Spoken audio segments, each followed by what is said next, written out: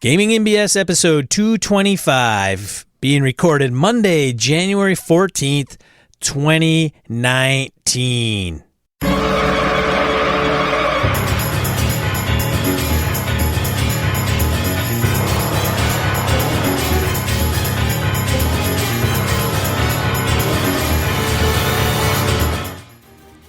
Welcome to Gaming NBS, a tabletop RPG podcast. I'm one of your hosts, Sean. And I'm Brett. Welcome to the show. Welcome back, folks. Good to have everybody on board. How you doing, Sean? Holding together? Oh, man, I'm telling you, I'm holding on, Brett, just by my fingertips for this crazy thing called life. I came back after EverCon, got my collective crap together. I'm like, all right, this should be a good week. Nothing too crazy happened. Of course, shit crazy happened at work, and I was like, oh my God, up 20-plus hours one day and just madness and insanity. That's craziness. Yeah, it's the charmed life I lead, man. Man. But this week's a hell of a lot better, so that's pretty slick. Well, that's good. All right, man, shall we get into it? Let's do this, huh? Yeah. Let's see here. Announcements. So we are recording this on the 14th, and that means by the time this drops, the Avalon Kickstarter is over. At the time I record this, thank you. We have 573 backers. Of our $3,000 goal, we, at this point, have $11,360 and 58 hours left to go. So that's almost enough to retire, Brett. It's getting there. I mean, I'm making real RPG gamer money here. It's getting close. You could buy a shit ton of noodles. A shit ton of guns.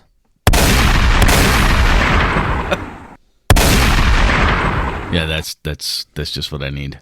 It's what backers and Brett wants. Anyway, if you did back the Kickstarter, or even if you didn't, you passed on to a friend of yours, you know somebody else who did it, or just you thought about it and said, you know what, not for me. The fact that you entertained the thought and looked into it and in any way at all supported me, even if it was just like a, hey, good job, not my thing, but go you. Thank you very much. It was crazy.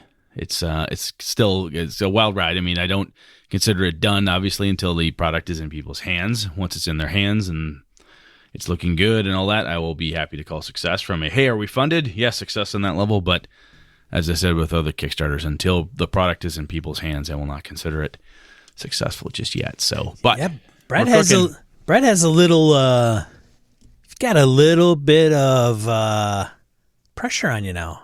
A little bit. We got to deliver. That's fine. We got the product is like almost there, the main book and all that stuff. So because Brett's expressed.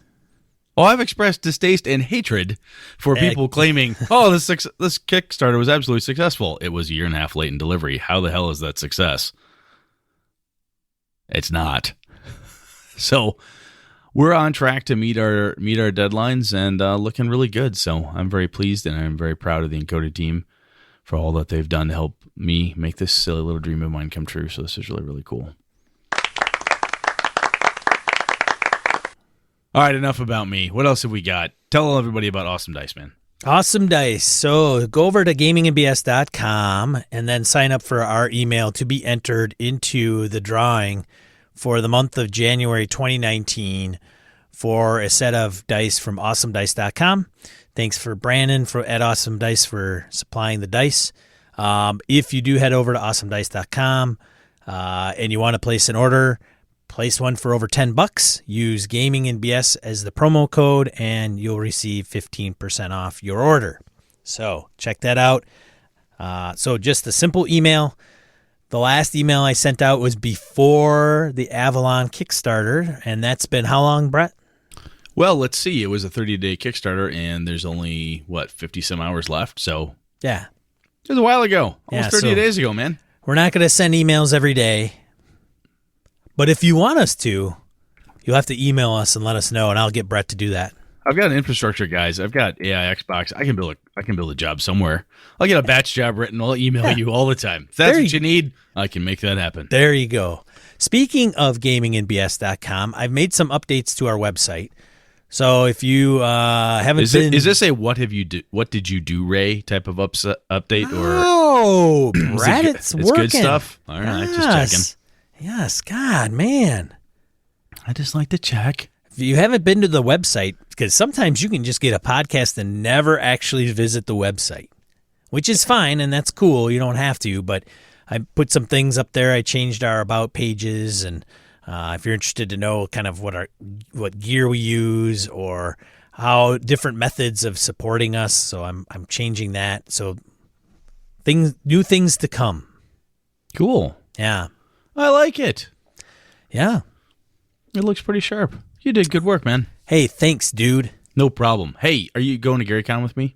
I think I am going. Good. As far as I know. As far as you know. Subject to change from, I don't know, sick animal, sick wife, sick Sean, sick, All right, but the plan family is, member. The plan is Sean will be at Gary. Motorcycle GaryCon accident with me. in March. Stop. There's no more of that. Tripping over a crack in the sidewalk and... This is... Sorry, life's beat me up. No, it is. we I'm not gonna lie to you. Last year was Year of the Kelly. We were all rooting for you, and you survived. So I'm trying to see how this year progresses. If you need more, maybe this is Year of the Kelly Part 2. I don't know. Year of the Kelly. I would really like the lottery. I mean, to counteract everything, I'd like a windfall somewhere. I should have Year of the Kelly, The Revenge, something like an '80s movie. First Blood Part 2 or something, I don't know, man. You're the Kelly, bet you can't drown me, or something like that. Right. My dog's trying to kill me. Something. Sorry. That's not funny, but it's funny. No. Anyway, I'm going to be at GaryCon at the very least, barring unforeseen craziness and events. I shall be there. So Sean should hopefully be there too. I know a bunch of other listeners, friends of the show, and just friends of ours go to GaryCon as well. So hopefully it'll be a good time to grab a drink with folks, hang out, talk, do a little gaming. So hopefully we will see folks there in March. GaryCon, go to GaryCon.com. You can find out more info there, of course. So I think that's about it. Yeah. All right, man. Shall we random it up? Yeah, let's get the random encounter. Let's do that. Random encounter. We got one this week because we dropped episode 224 pretty late. So we didn't give a lot of people a lot of time to listen to 224 and then drop us a line. So yeah, well, after I came back from EverCon, you had stuff. I had work crap. Okay, this is going to be late, people. That's just what happened. So yeah. Anyway, you can read this one. Sean, I'm going to let you read this good. one. It's the only time I get to talk. Yeah, so if you could, that's enough. Just get going. Oh, sorry. Saul Morales. Hey there, Brett and Sean. Detect Evil. I don't know about this spell ability really impacting any of my D&D game from original D&D all the way to the current 5th edition. One of the good things I have had in my group of players, most of them have been the same ones I have always gamed with since I was a kid, is that none of them are a-holes or rules lawyers. Well, that's good, man, because if you're playing with them for that long, I guess I do. I mean, so that's not saying much. I have one. He was okay this past weekend. I playing Tomb of Annihilation. Anyways, continuing on with Saul. We all read the rules, played the game, and the DM was always a good arbitrator of the rules. Only recently, I have a player that is a total rules lawyer. I was thinking maybe he came from a group of a-holes. I guess since he always had to defend his character from other players and the GM. He has lavished praise on my GMing, saying, quote, "You're one of the best GMs I ever played with," end quote. But now I think that bar is pretty freaking low. I've met his old group. He refuses to play RPGs with them anymore. I gotten to know them and they seem nice, but I only played in one RPG with them. Of a group of 6 people, they all GM, but they GM different games from Legend of the Five Rings to Pathfinder to D&D. The one GM I played with had a weird habit of interpreting what I said, air quotes there, interpreting what I said my character did. I would tell him I would tell him what I was doing, and then he would tell us what actually happened. Air quotes on actually. Sometimes close to what I said, sometimes very different. It sucked, and I never played with that GM again. Moving back in time, Tales from the Loop is awesome. Hey. Did you hear that, Brett? I heard that. All right. I would play it. I'm not drawn to it like, oh my God, I have to. If someone plays it, someone's running it, I'll give it a go. Brett's opened his mind a little bit. Not much, just enough to try it once. All right, you just need to crack it. Just enough to get a sliver of air in there. I have the free RPG Day Kids and Bikes rules, but I really like Tales better. I think the rules are much simpler and easier to grok, which I could probably see. Absolutely. Brett, when we play games, we don't have to have a cathartic emotional experience. It could be just a romp of playing kids in the time of wonderment and fascination, like Goonies, E.T., and even Stranger Things. It is playing in a game where the fight doesn't have to be with an arsenal of weapons other than your smarts. After all, sometimes that is all that kids have sometimes. I have seen some actual plays of Tales from the Loop where people get really emotional and crap. And hey, there is no wrong way to play, but my childhood was freaking fantastic. Sure, I had some problems that seemed terrible, but really weren't. And even if you did have a bad childhood, you don't have to go back and revisit that kind of game. My tales are happy-go-lucky romps in the woods, by the beach, in the fields, and weird shit is going on, and grown-ups, as usual, don't understand, care, or believe you. So you got to deal with the problem with you and your buds. Love the game. You're missing out, Brett. Maybe. Okay. I don't know. Like I said, I have to try it. It's still. I get that this would be interesting to you, Saul, but I'm like, eh. Yeah. Carry on. All right, Brett. It continues with Brett. Good God, It's a good thing you didn't read this. It would sound a little weird. It would have sounded weird. I didn't even notice this. Good Lord. Congrats on your Kickstarter. It looks like it's going really good, breaking stretch goals. Me and Jolene did Kickstarter.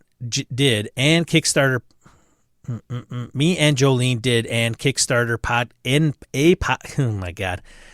One more time. Me and Jolene did a Kickstarter podcast, and I had to mention your Kickstarter as my latest one pledged, so I drew the ire of my redheaded wife. But it's okay. I will live. Going to have a Kickstarter podcast about your experience being a creator from before start to finish. Pre-session 0. My group refuses to do a session 0, so I have to make do with spamming their emails with questions and getting details. Well, I wonder now, Saul, I would be interested to know why they refuse to do session 0, especially if you're getting it anyway. Well, and I think he says, so he has to make do with spamming their emails with questions and getting details. So, they are doing it. They just don't want to call it that. Right, they're doing it without actually sitting at the table. It sounds. I wonder if it's one of those things. And I'm going to put words in your mouth, but I wonder if this is a case where they're like, "Look, man, when I show up to the table at game, we're there to game. Right. You want to talk about this shit? You talk about it outside the game." Maybe that's the mentality, and I can see that. Yeah. I think it works really well, especially if you plan on having the players having secrets, so you can have a mini RPGing session with each player before the game. I recently did this with a Shadowrun game I just started on New Year's Eve, and it went great. The plan was to run the game from noon to about 4 or 5 p.m. with a lunch break.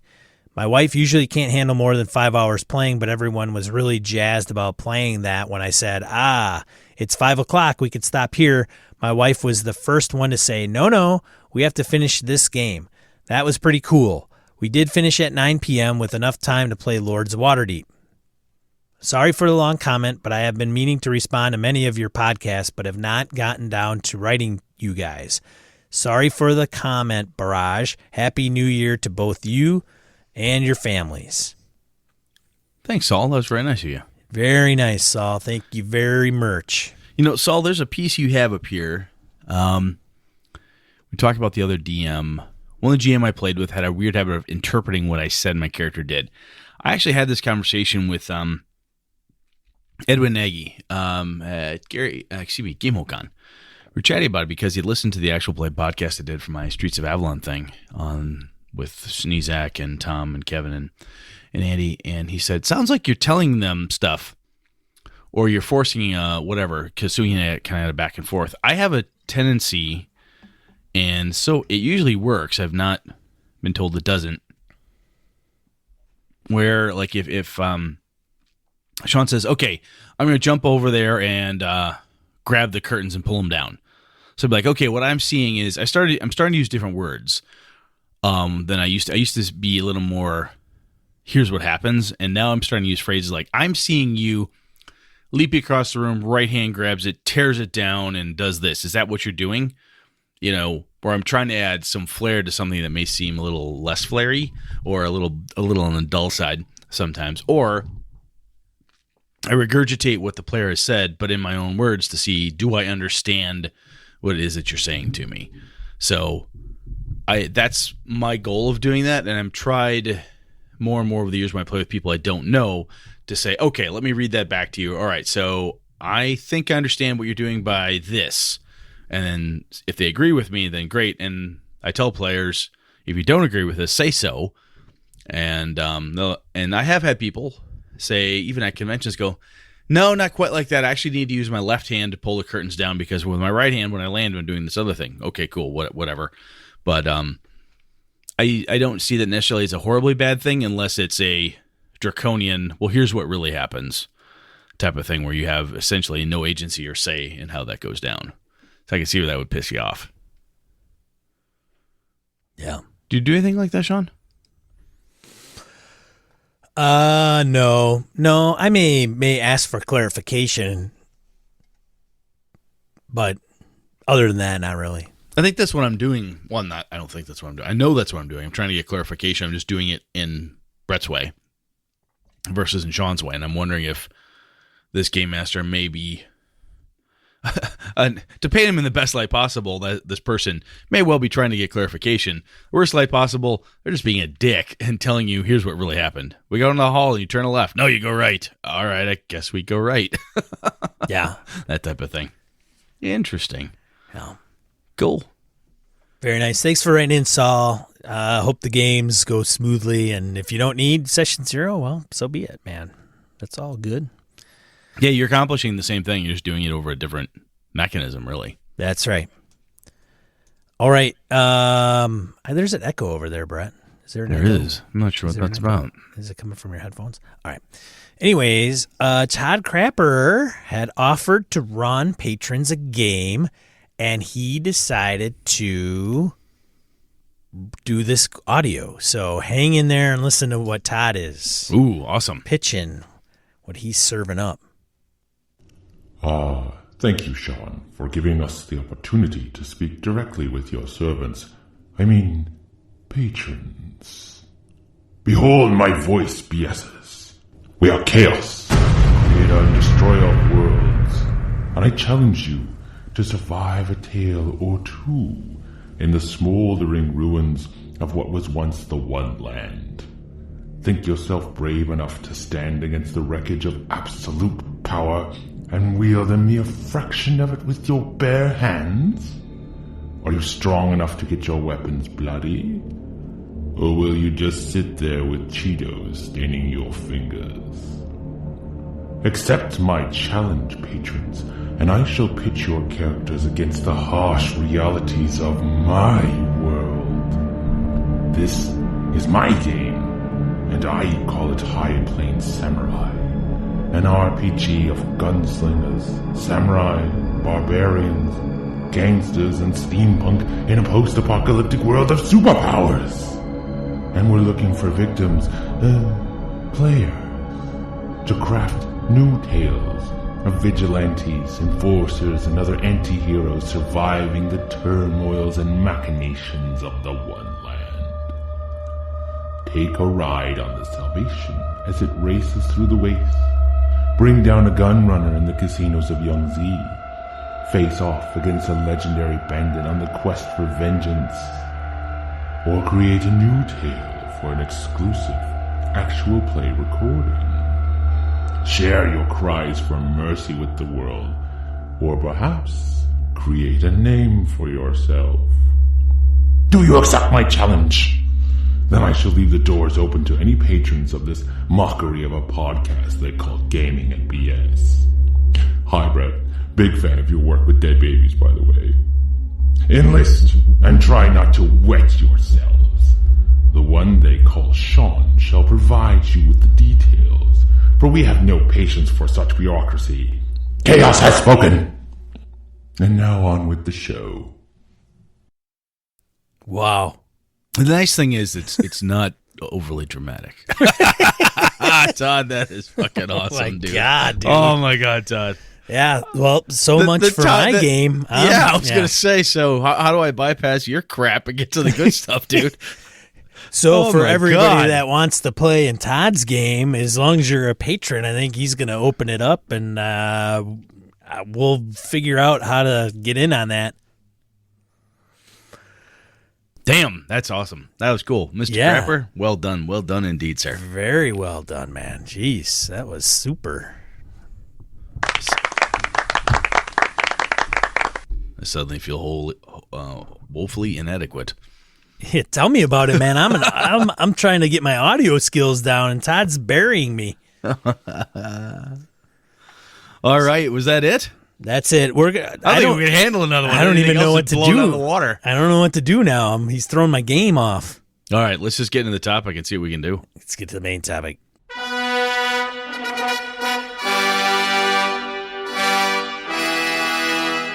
What the hell were we talking about anyway? We're talking about chases in our games from good Lord.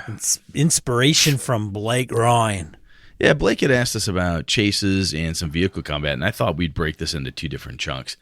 So, the first thing is I see, when I run chases in my games, I like to run them to do the whole, I want it to feel exciting, I want to try to imitate or some way, something from, I don't know, Ronin or Born Supremacy or something. I want a very intense chase, right? I want it to feel like, are you getting away or not? Or even if you're trying to catch the bad guys, you gonna slip through your fingers? Or did you catch her? Did she catch you? Whatever. And I think there's multiple ways to go about making a chase happen.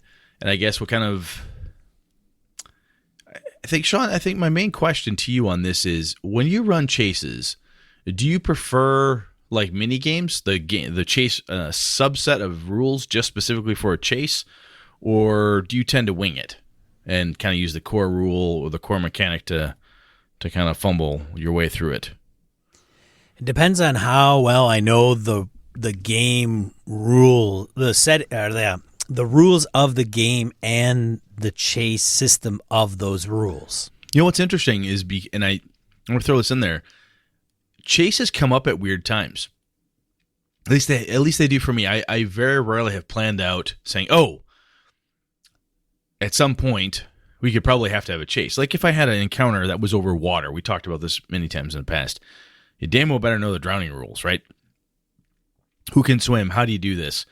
Those type of terrain encounters. But chases seem to come up almost willy-nilly, randomly, for me anyway. Do they do that for you?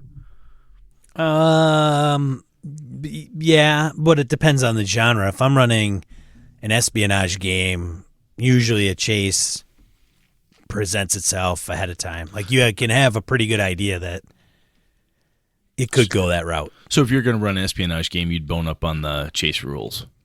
I would try, yeah.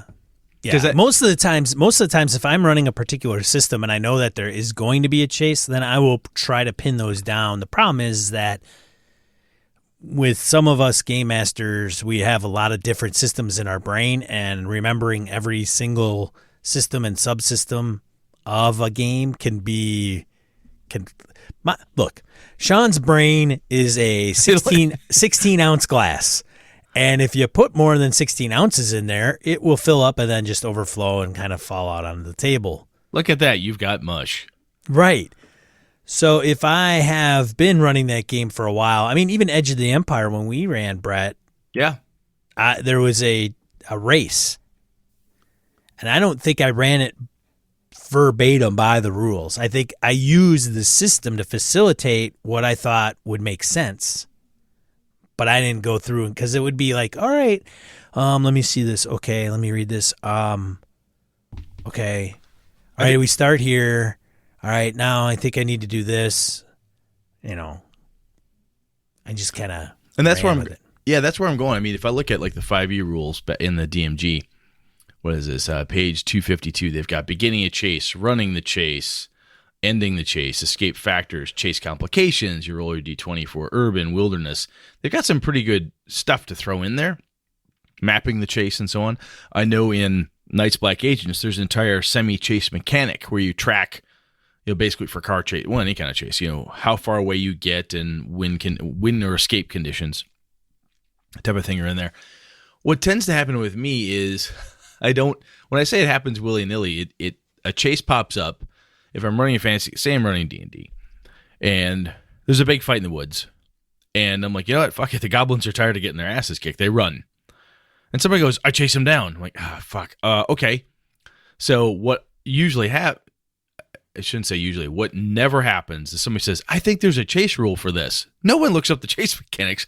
They just look at me and say, how fast can a goblin move? Well, he's running, so he's doing, I'll pick say he can do quadruple his movement. So 4 times he's got 15 foot, so 4 times that is X. How fast are you? Well, I'm a monk, and I can do super ninja sprinting and da-da-da. All right, fine, you catch him. Those types of things tend to be very, I want to say my players want to get very noodly or logical about it, saying, look, if you're 10 feet away from me and you try to sprint away, the fastest you can go is 60 feet. But my movement from a dead, to using this special thing I have is 120 feet. I'm going to catch you. Okay, sure, off you go.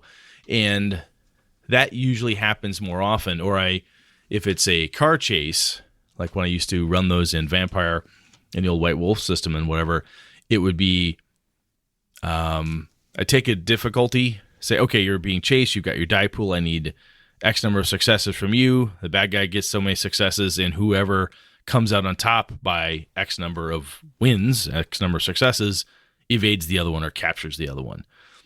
And I've made it up on the spot every time. I haven't run Night's Black Agents. I was in a Night's Black Agents game that Chris Nizek was running at Origins a couple years back. We used the chase mechanics, and they worked out just fine. But I never seem to... No one in my group, even the guy Alpha, who's a really good rules lawyer, we never go, oh yeah, there's a chase mechanic, let's look it up. Grappling, we'll go look up the grapple rules, because we don't do it that often. But I've never looked up the chase mechanic rules, and I don't know why that is. Because a lot of these games, I started looking back, and I'm like, well, these games have chase mechanics, I just don't freaking use them. Yeah. Yeah, they're kind of, some games capture it better than others, and some folks run it. Some folks know the game well enough where they can just say, all right, it's a chase rule, let's break this out and set it up. And usually, obviously there is, what it comes down to is somebody's trying to get away and somebody's trying to capture them or run them over or crash into them. And you want to be dramatic, right? Right. And how that is accomplished, usually there is a sense of, distance, initiative. There's some skills that will probably be thrown into the mess. And then based on a combination of those things, the prey and the predator, or however you want to say it, the chase and the chaser, eventually they separate, or the objective of the chaser is accomplished by, ramming them or pulling them over or what have you. Well, that's like a complication to a chase, right? I suppose. If it's a race, it may be to win, but I don't know. I wouldn't consider or chase. A race. I'm sorry if I said race. No. Chase. You did say chase, but what I'm saying is if that may be a part of the complication may be an end result. Like I want to be able to do a pin maneuver, right? For those of you that aren't familiar with a pin maneuver, that's when the police come up and they tap the back end of your car, a pit. the backside. It's a pit. Oh, that is, you're right. It's pit. Zip zaps, man. Zip zaps. This is pit. You're right. It's not pin. It's pit. It actually stands for something. Yes, right? it does. I can't remember what it stands for. It's an acronym. But yeah, they come alongside the back end of your car and kind of ram into it, and then It forces you to spin out. back end. Yeah, strategery. Now, one of the reasons why we talked about this a while back when we talked grapple, one of the issues I have with certain grapple rules is that when mini games within the game, generally speaking, tend to annoy me because a chase occurs because something crazy is happening, combat, or, oh my God, the bad guys see, we have to flee, we have to do this. And there's this great tension that's built up, and I can see it in my characters, in the players' eyes, right? Their expectations are, we're going to run, we're going to do this, we got to catch them, we got to go, we got to go, we got to go. And there's a sense of urgency that just oozes and permeates off the players and then the table, like, we have to go, it has to be fast. All right, let's stop and map out the chase mechanics here. And it just sucks the air out. And I think that may well be, I think as we said this during the grapple component, that I don't know the rules well enough, right? It could be very similar to drowning rules. Quick, look up the drowning rules. And you feel like, oh my God, I look these up fast because my character's drowning. You know, there's a sense of panic. But when it's a chase and you're like, I want to go, I want to make this happen quickly, and you stop and have to map something out or say, okay, so let's set the stakes, let's set the this, let's set the that. Okay, now let's have a chase. It feels contrived and inserted artificially. And that may well just be because of my clumsiness of using the system. I need to use it more and more and more, use a chase mechanic often enough, it becomes just second nature. You know, like roll to hit. Or what does the sleep spell do? It does this. Just don't even look it up. It does this thing. Go. You know, but because they don't, when they happen, I don't have it readily memorized. Maybe it's one of those things I need to, you know, copy out or put on the back of my GM screen where it's there just in case I need it so I can grab it and go faster. Because I think that anytime I've tried to use them in the past, like, oh, wait, there's a chase mechanic. Let me find that. It just sucks the wind right out of everybody's sails as soon as I do that. I'm with you, and I think that a lot of any of the games that I've ever played have never captured a chase very well mechanically. There's no sense of urgency within the game. There's no edginess to it. There's no suspense to it. I mean, if you were to take Bullet, okay, the movie Bullet. So if you haven't watched Bullet, folks, it's one of the greatest car chases in movie history. I have not seen that. I need to watch that. Oh, man, Steve McQueen, dude, in Mustang. Yeah. Going through the streets of San Francisco. Mm-hmm. And you could actually just pull it up on YouTube and watch it for like 5 minutes. But if you try to capture that in an RPG, forget about it. Forget about it. Forget about it. I think that the concept of the skill challenge is probably my chases tend to boil down to a skill challenge. You know, most do to some degree. Yeah, but it's like, what are the core mechanic for a skill challenge? Why do I need a special one for a chase? That's where my head goes. It's like, hey, if I say for you to evade me, because I'm the bad guy, you're the good guys, and you guys want to get away. She's driving. She has 5 opportunities for skill checks. You need to have 3 successes to get away. And and if I make successes, I get to like bump the difficulty class or something. So I very rapidly at the start of a chase, I set the stakes saying, look, you can escape if you do this. However, every time I do this other thing, your difficulty goes up by 5. Oh my God. All right. And then the dice have to be in my position. I make the dice all be rolled in the open because I want the players to see it. Right. So if I'm rolling behind a screen or somewhere where they normally couldn't see, I want to pull that D20 out if I'm using that or whatever my mechanic is. And the player rolls and I roll. We're comparing. It's all right there at the table, and everybody's on the edge of their seat wanting to see what the outcome of all those die rolls are. But I think, like in 5e, they have they do have complications and such, which to me give you some really good ideas of what you could throw in the way of somebody if they were to fail a check or use as the chaser succeeded, you could give them a complication type of thing. But I always default towards just a flat-out skill check where we quickly agree as to what the stakes are and then just go with it. Nobody in my groups that I've played with really want to stop and look up the rule for it. So I think here's a quick system I would put together for a potential chase system in a game. A game of slapjack. Slapjack. Oh my God. Have you ever played slapjack? It's like Uno, but faster.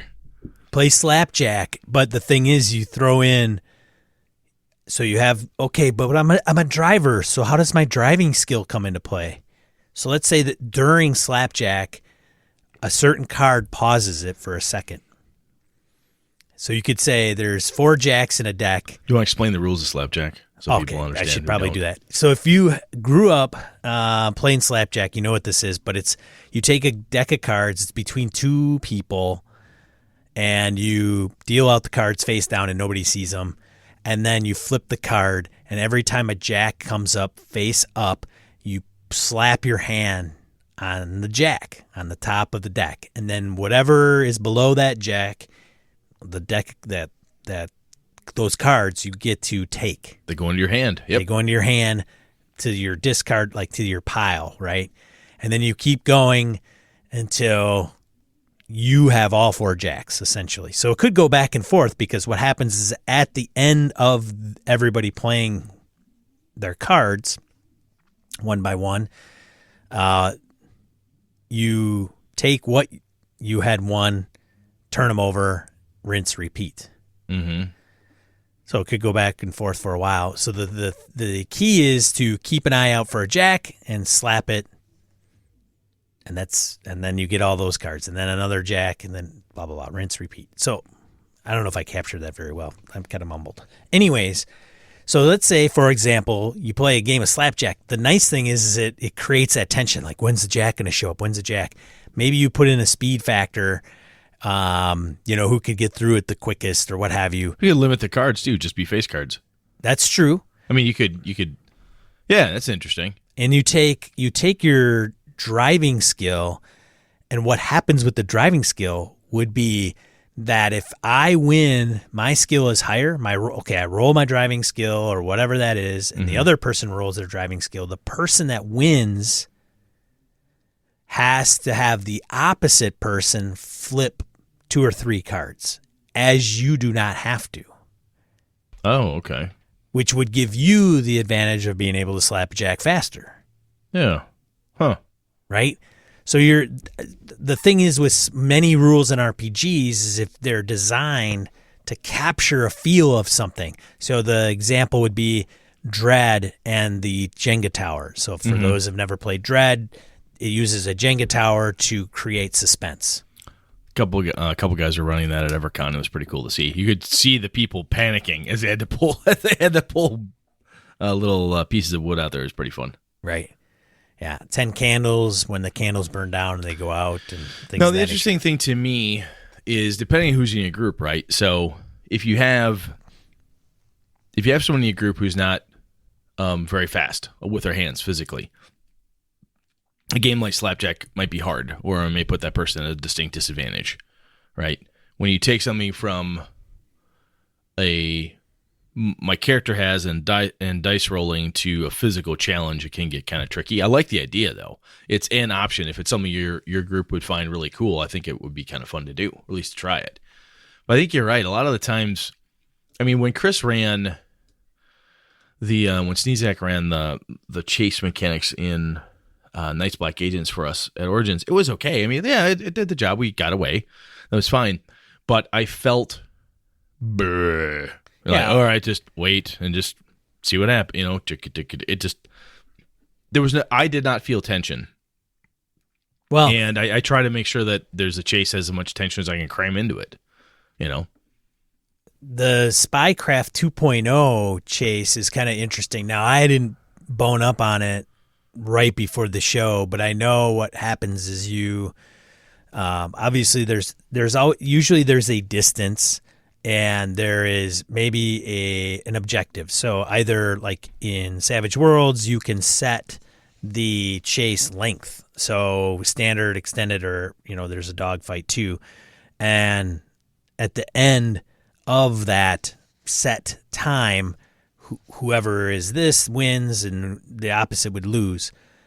With Spycraft, they incorporate, because it's D20 based, there is a driving skill, and you roll that, you get some modifiers. It also takes into play some terrain, but you also can use chase cards. So the chase card themselves, which is kind of cool, has requirements. So if you are playing a particular card, you have to have met the requirement to play it first. For example, some are listed as none. So the setup, like chase card, you prepare for something completely different with the luck entirely unexpected during the next conflict round. So you're setting something up. There is no requirement. But say you wanted to ram, your requirements would be a lead of 1 to 4. So you'd have to have the lead on a particular on the scenario. Okay. And then the skill check modifier to pull that off would be a -2. So there's a skill check modifier, and then there's advantages, which are attack, impact. There's one that says stress and twist. So what happens is if you pull off that maneuver or on that chase card, it creates something within the chase, which is kind of cool. So you can go, hey, I'm going to try this. And if you succeed, it all kind of encompasses everything. So it doesn't have to be overly complicated, but there are some cool things that it considers when you're driving a car at high speed through alleys and everything and what you're trying to accomplish. And we're saying this now. The thing, somebody's probably listening and saying, "Oh, I use those mechanics and it feels super stressful to me." Yeah, and I think that's fine. If you've listened to us long enough, or at least gotten through the garbage to a couple points about who I am as a game master, one of the things I want fast resolution at my table. I don't like messing around with overly complicated resolution mechanics. I want to be able to go and roll with it. Even when I'm playing Middle-earth role-playing or Rollmaster, I know the charts. I keep the combats tight, and we go bam, bam, bam, bam, bam. And I feel if I'm taking what I deem is too long, and it's purely subjective, I feel like I'm failing or I'm losing my players because I want to go quicker. I'm positive there are groups out there who are like, no, man, if it takes an extra hour to find and use the actual chase rules, I'm cool with that because that's the way the game should be played. That's absolutely everything we're saying here. It means nothing to you. You're just looking for a chase mechanic that kicks ass and has the right steps or approach to it that you want, because there's absolutely nothing wrong with saying, hey, I'm going to use the chase mechanics from 5e or for Spycraft or Top Secret or whatever's out there. You can easily say, no, that's totally legit. I just use those rules whenever. I don't need to feel like I am personally out of breath because my character was running down an alley. Some players are not into that, and they just want to roll their dice, use the system, find out what the outcome is, go, okay, cool, then we do the next thing or whatever happens. Not everybody has the same emotional investment requirement, I guess, if that makes sense. Does that make sense, Sean? it does, and there are different. There's people that are going to play a particular game and they're going to go, okay, this is how we're going to run this. And then they just come up with, it's either a component that they're implementing from another game, or they may just wing it on the fly. So there are some, Blades in the Dark uses some clocks, right? So we're going to set this clock at 4. It's a circle that's, broken up, and then you're going to have that amount of time to make things happen, and we're going to have some skill checks and then make some check marks and call it a day. There are some that's going to have a D20-based drive skill. You're going to do opposed checks, and you're going to have, it's almost like a skill check. If you win 5 times, first one who wins the 5 gets away or captures the other one. Yeah. Let's roll. Okay, boom, boom, boom, boom. Can I assist, right? So you get some of the other players within the car to assist with things like, hey, I'm helping navigate or pick out things that might be obstacles. And then you're throwing in DCs, maybe if it's a DC-based, difficulty class. So it varies all over the board. It can vary all over the board. And And you're right, Brett. It can come to a screeching halt. How do you get around that? And what's interesting, and this is kind of a, hey, Brett, you dumbass moment, is because chases pop up randomly in my games, because as I've said before on the show, I don't follow. So Sean, if you're running Tomb of Annihilation, you can go, well, hey, if they head down this path, there's a chase. I can see the chase happening. This is totally a chase is coming. I tend not to. I don't think that far ahead in some cases, but I think it's all the more. It would be handy for me to think of chase rules like grapple rules, like drowning rules, like, hey, make a note somewhere that this is where those things exist. If you're using GM screen, say, hey, page 252 of the 5e Dungeon Master's Guide. Hey, page XYZ in StarCraft, it's over. Starfinder, it's over here, or whatever. Because that way, if you are like me and you're playing it a little more improv and it happens, you're like, oh crap, there's a chase. You know what? Hey guys, I have these chase rules. Let's roll them out. If you can produce those chase rules in an improv game with speed, you can say, hey, I got the chase rules. Let's go. Hey, I have the grapple rules. Let's go.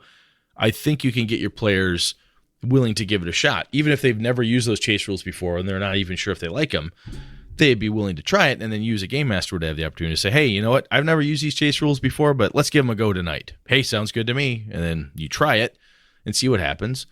And your players may be like, yeah, that was cool. Yeah, it'll be faster next time. Keep going. Or they may say, I just like the skill challenges that we used to do. Can we go back to that? Absolutely. Off you go. But just kind of a prep tip, if you will. If there's combat, there's maybe grappling. If there's honestly, if there's combat, it could be a little bit anything. But think about it. There's hand-to-hand trying to murder you. There's hand-to-hand grappling type stuff. And somebody's going to run away. And if you're a game master like Sean and I, every once in a while, the bad guys are like, fuck all this. They give up or they run. The bandits are like, you've been beating our ass for a while. I'm sick of getting shot with lasers. I run through the jungle. Hey, then what are your, Starfinder guys going to do? Are they going to bust through the jungle and chase after them? And if they do you have the chase mechanics handy so that you can do this? Because if it is something that could break out at any given time, make a note. I think I'm going to do that myself next time. So yeah, let us know how you're running chases, if you're running it by the book, and how easy it is, and maybe you've had experience with different chase systems and that you find a particular one appealing because of X or Y. Let us know. We'd be interested to know what is really out there that's really facilitates a good chase and why it does. Especially when we're talking mini games, because if it's a game inside a game on a chase, it's a pretty portable thing. I should be able to take it and move it somewhere else, or with minimum effort, pound it into shape. So yeah, definitely tell us what you think and what you know. Cool. Right. Die roll. All right, I got a few I just kind of wanted to put up there and bring to people's attentions this week. What you got? First one, Carbon 2185 Kickstarter. I think I mentioned this a little while ago, but now they are on the verge of heading their Kickstarter out. So if you're a big fan of Cyberpunk, then I would check out this Kickstarter coming January 15th, 2019 by Dragon Turtle Games. Link in the show notes to their website. I don't think there's a link to the Kickstarter yet because it's not Kickstarted as of this recording. January 14th, okay. Second one, The Marriage of Count Roderick, which I saw on Twitter, is a Pendragon 5.2 edition adventure by Greg Stafford, the late, great Greg Stafford, as well as Veli-Matti Pelkonen. It's free, huh? Free on Chaosium. So if you are a Pendragon fan, or if you want to just see what a Pendragon adventure looks like, go ahead and download that one off of Chaosium. Link in the show notes. And then the last one, She's a Super Geek. If you haven't heard of them, Andy and Senda, they both get on the mics and typically run a one-shot game. And they played by the General's Hand, which is by Broken Ruler Games, also known as Todd Crapper.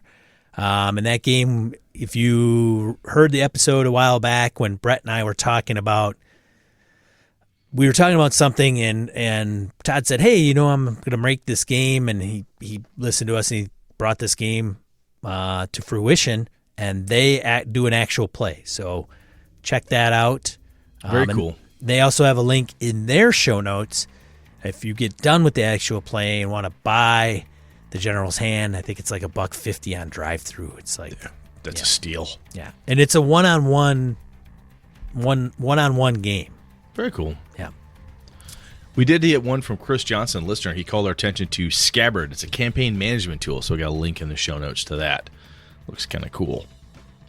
Campaign management tools are one of those things where every once in a while I find them like, oh, that's pretty cool. Obsidian Portal, use that for a while, and then sometimes you get away from it. But people are always coming up with new and different ways to do things. And even if you try it, you're like, I didn't like that or whatever. But it's worth looking at. And so anyway, thank you, Chris, for calling that to our attention. So go out there and take a look at that. What are we talking about next week, Brett? Well, Sean, next week is going to be a tale of two campaigns. You're kicking off a little something, and I've got something coming this coming Saturday. We're both kicking off different campaigns on Saturday. So I thought, hey, it's kind of our session 0, first foray into the new campaign. Let's come back and see. Some of the things we talked about, shit we wanted to do more often was, hey, how do we do our session 0? What challenges have we found? And kind of have we been able to use any lessons that we've learned over the last year to make our campaigns better? Let's see what happens. All right. Well, that's another episode of Gaming in BS. I'm Sean. And I'm Brett. Good night and good gaming all. This episode of Gaming in BS brought to you with the help from the following BSers: Graham Miner, Corey Wynn, Andy Hall, Hawk Sparrow, Larry Hout, Mark Tasaka, Pure Mongrel, C.W. Mellencamp, Chris Steele, Ron Bishop, Thomas Hook, Wayne Humfleet, Craig, Brandon Barnes, Laramie Wall, Dan LaValle, Jason Hobbs, Sky, Roger Braslett, John Hammersley, Old School DM, Perry Besor, Michael Dinos, Jim Fitzpatrick, Christopher Gray, Bruce Cunnington, John Coward, Corey Gonzalez, Eileen Barnes, Robert Nemeth, Maurice, Niall Diamond, Angus, Chad Glayman, Finnulf, Mirko Froelich, Joe Swick, Curtis Takahashi, Josh Wallace, Kevin Lovecraft, Andy Olson, and Tony Sugarloaf Baker. For ways to support the show, head over to gaminginbs.com/support-us. Thanks, BSers! This has been a Litterbox Studio production.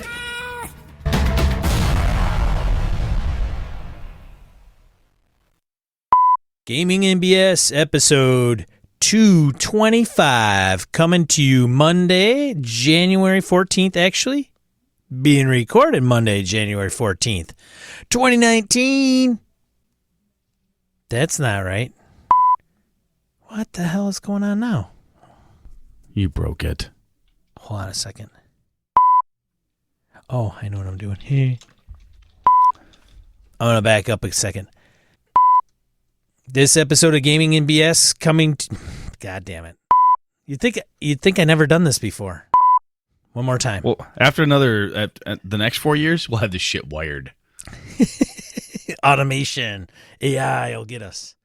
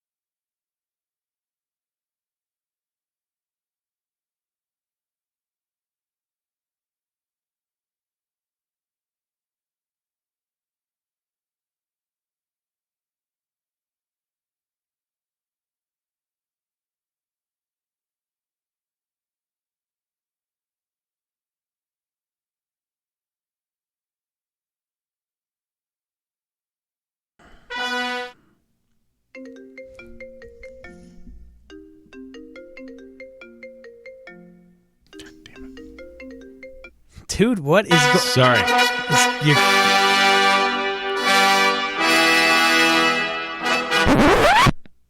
I hit a button. I'm sorry. So are you wanting to connect or what, dude? No, I'm fine. Because I've accepted twice and it keeps not doing anything. Yeah, I know what's going on, so I'm just going to ignore it. We'll ignore right. that for now. All right. We shall go without. Okay. All right. So this week... What the hell were we talking about anyway?